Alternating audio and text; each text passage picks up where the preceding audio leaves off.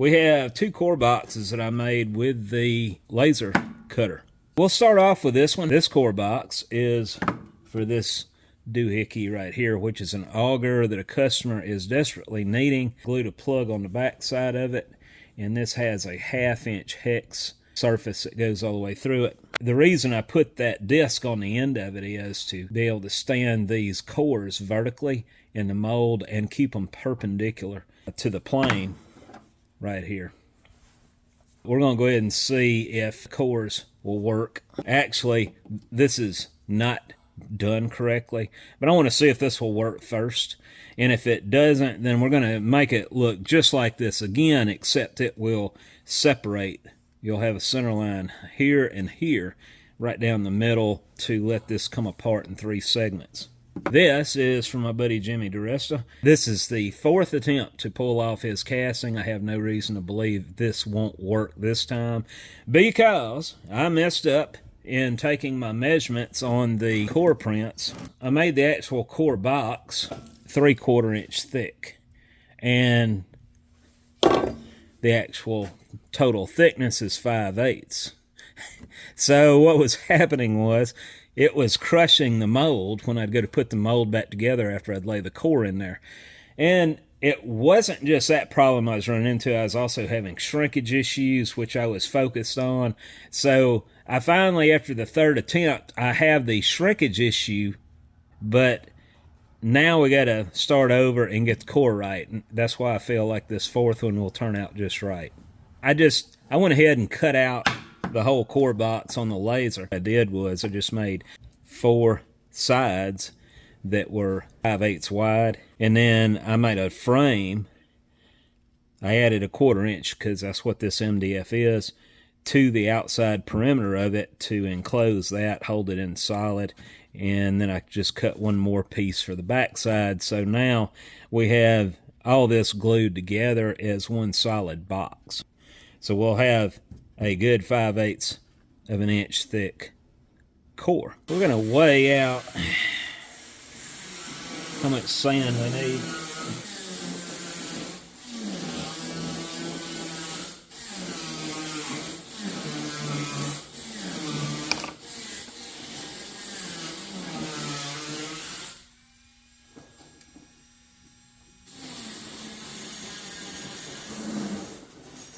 All right. And we're also going to be adding a reinforcement rod, which is this all thread. We're going to put that in the middle. Now, we'll go ahead and dump that. Actually, let's go ahead and see if we can fill these up.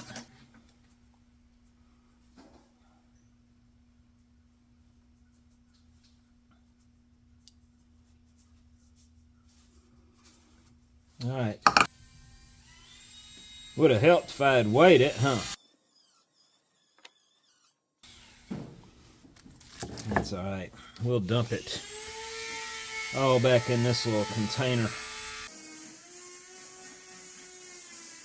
350, so I'm going to go ahead and weigh out 400 grams.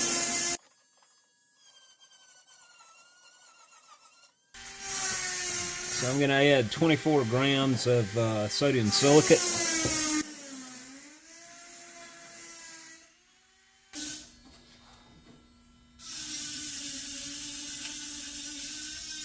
Gonna overshot it by 1 gram.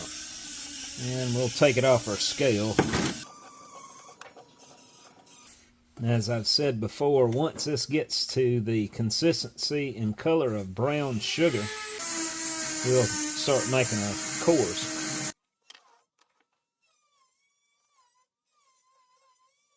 We're going to lay this reinforcement rod down in there.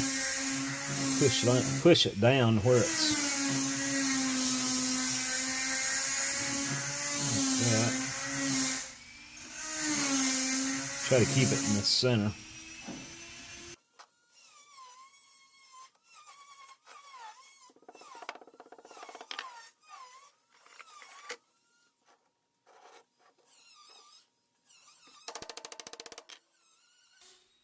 Alright, I like that. Let's set that to the side and go ahead and try to get some sand down in these little thingamajigs.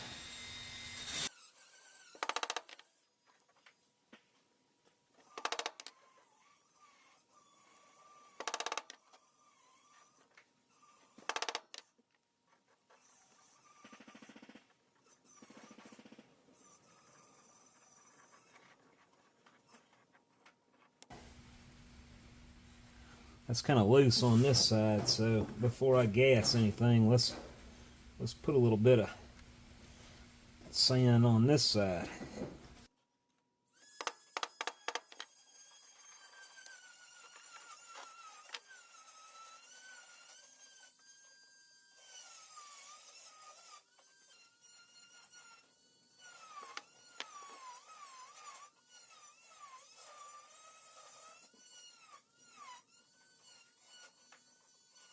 Well, let's start off with this box and see how it's going to do. That's actually loose. And just come on out. Just wiggle it back and forth. That's coming.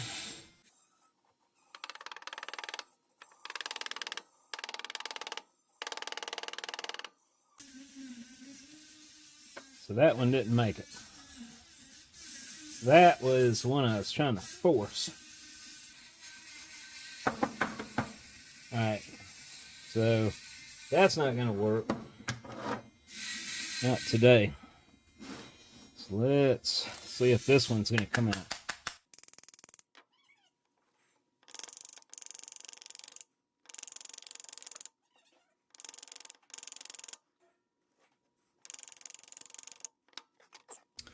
Broke off a little of the end of it just then, but I'm not worried about that. That's going to be in the core print area anyway. Now I'm going to put this in the kiln and dry it out as we get the mold made.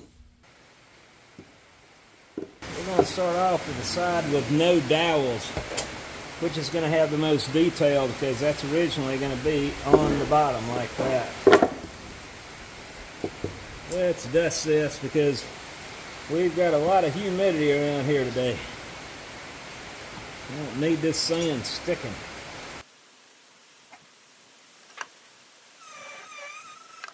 So I'm going to gate it here and here and just have a horseshoe runner.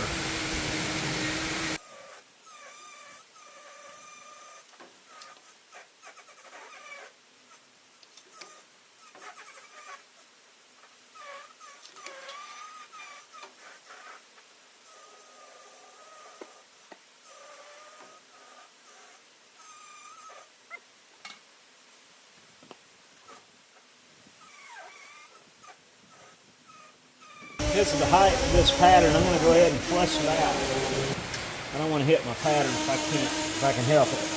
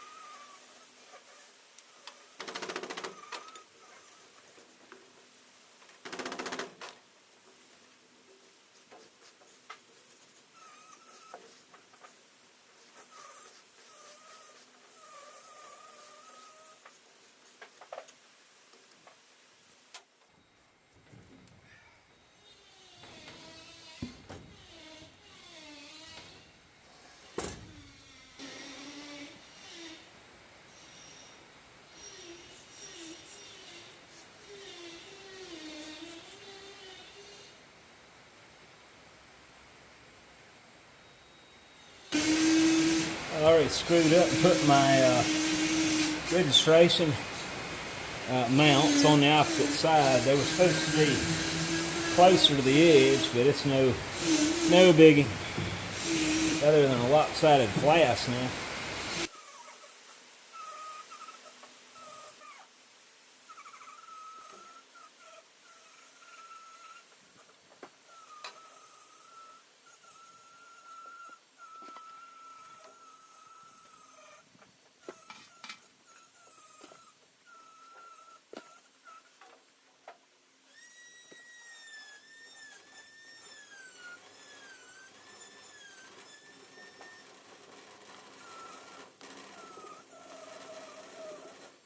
moisture is in the wood, and I should have torched my rammer, but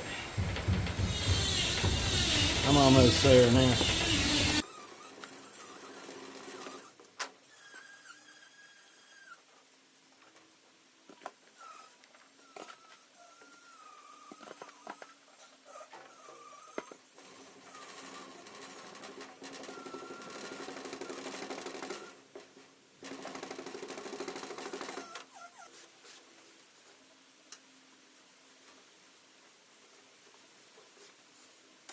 I put a big open riser right there, and it's got a bunch of metal, a bunch of iron right there in that spot.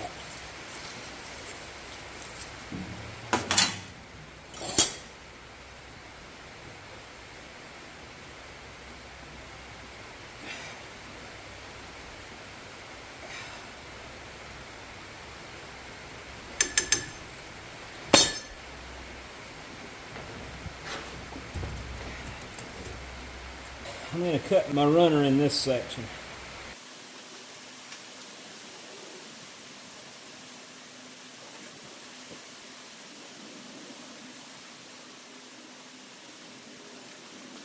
We don't want to forget to fill this.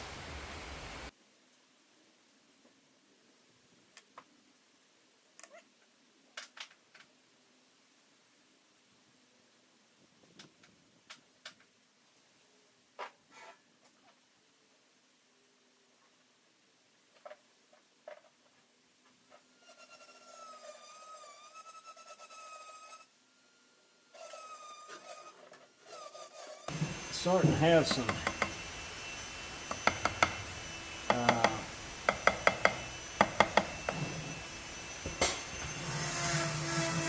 issues with this hole in the middle when I was trying to pull them the first time.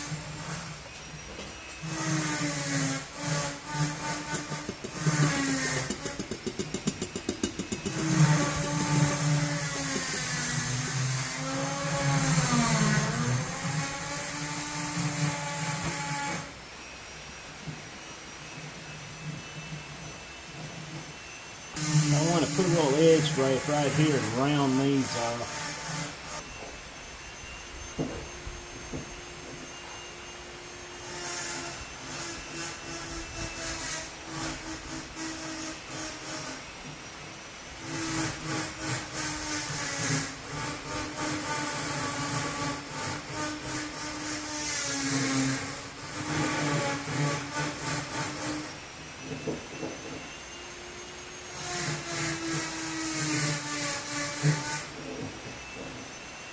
That gives us a nice radius that won't create hot tear at those intersects.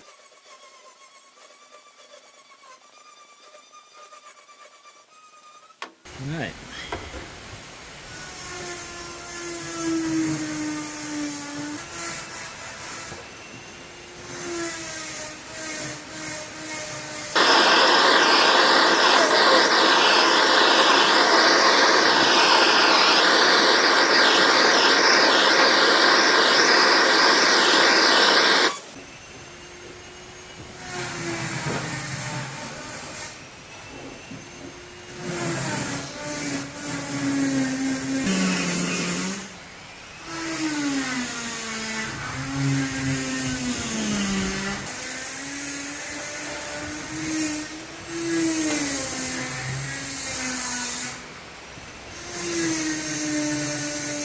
Once I get this out of here, I got to put a big open riser in the middle of it.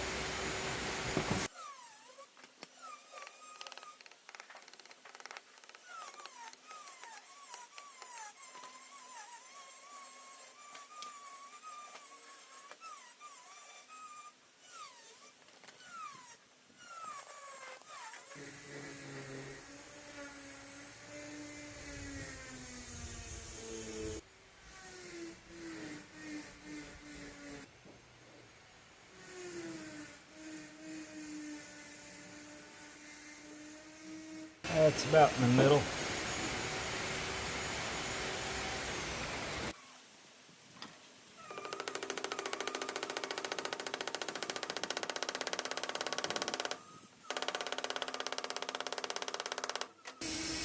That is as cattywampus as they get.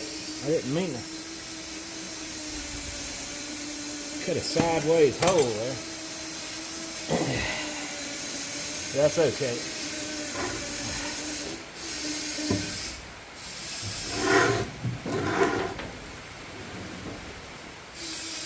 We'll fix it.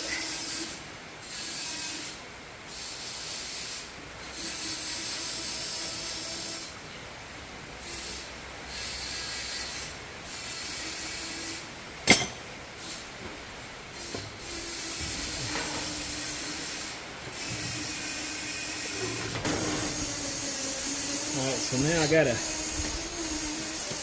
put a radius on here.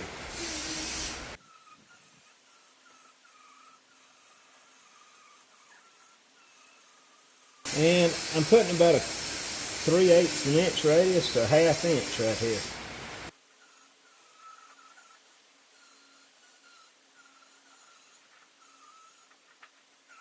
I'd say that's good.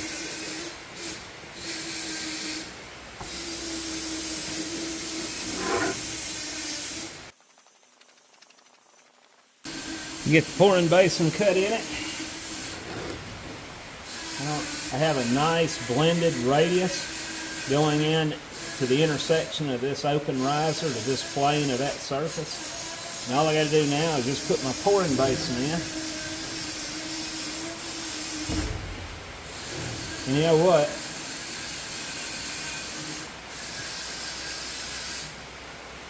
I'm going to just put a little chamfer there just to keep any stray particles of sand from ending up down in the hole.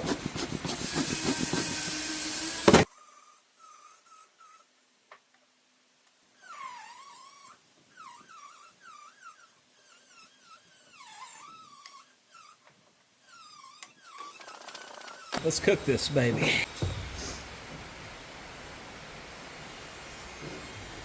Also, let's knock any crumbly bits off here that might create problems.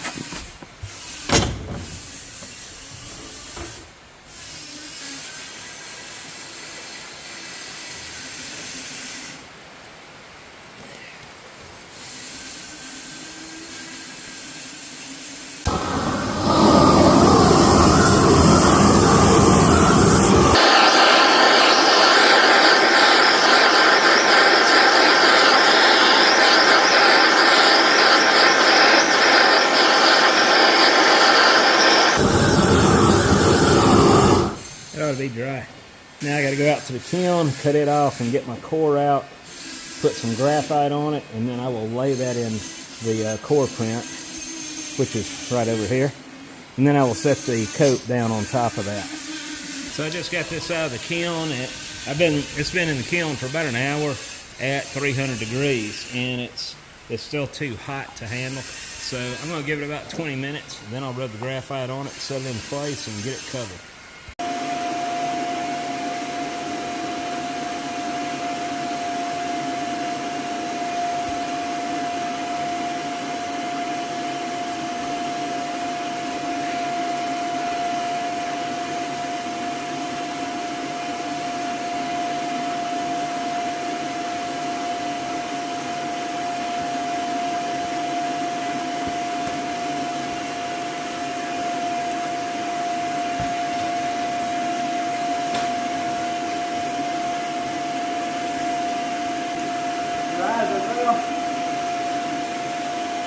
Oh yeah.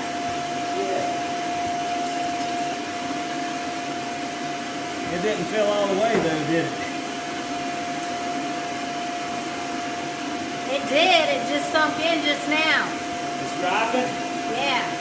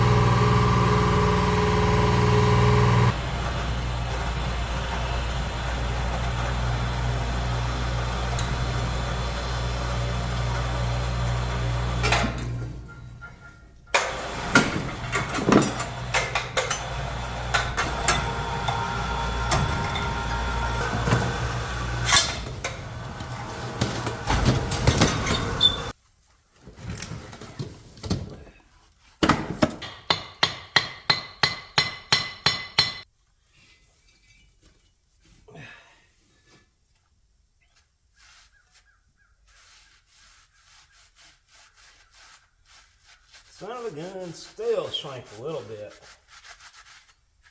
But you know what? That's the best one of all. Well, guys, we finally have a decent one.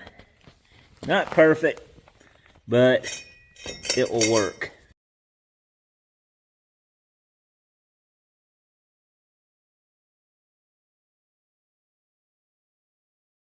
Yeah, after 1, 2, 3 attempts, I'm going to call this one good.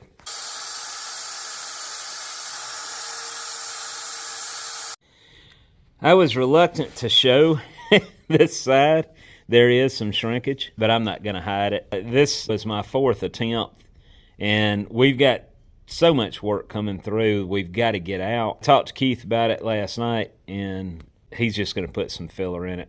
It's just a counterweight. That's all it is. And I don't know exactly, but I'm thinking this is all going to be on the back side anyway. Nobody's going to see it. As long as they can, that's going to be the front of it. So it's just part of the challenges of what I do out here. I'm not going to be stress relieving it. So we're going to send this on right now.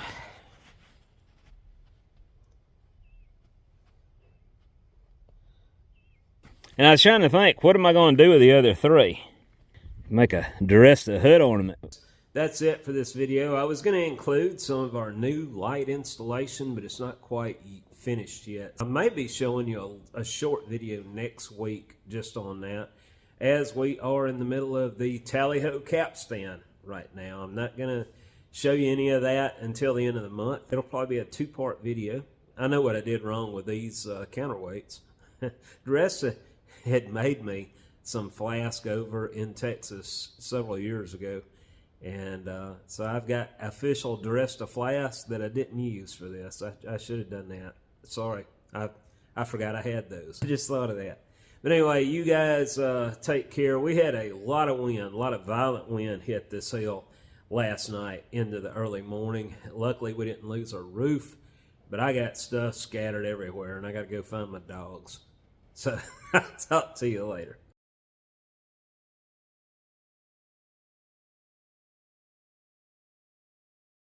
For those who have been asking about the Windy Hill Foundry hats, these are now available on my website, windyhillfoundry.com, under stores, or you can click on the above link.